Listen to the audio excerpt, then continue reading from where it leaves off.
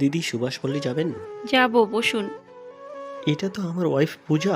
ডিভোর্সের 3 বছর পর ওই এইভাবে টোটো চালাচ্ছে। তুমি পূজা না? হ্যাঁ স্যার, আপনি কি আমাকে চেনেন?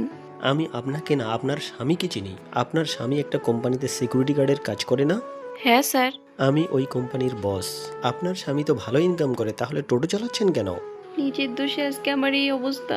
আমার হাজবেন্ডের ইনকাম কম ছিল, তাই আমি একটা ছেলেকে ভালোবাসতে শুরু করি। ওর অনেক টাকা পয়সা ছিল আর আমার সব ইচ্ছা পূরণ করতো। ওকে বিয়ে করার জন্য আমি আমার হাজবেন্ডকে ডিভোর্স দিয়ে দেই, কিন্তু ও আমাকে বিয়ে করে না। তুমি তোমার হাজবেন্ডের কাছে ফিরে যাওনি কেন? কোন মুখে ফিরে যাব? ও আমাকে কোনোদিন ক্ষমা করবে না।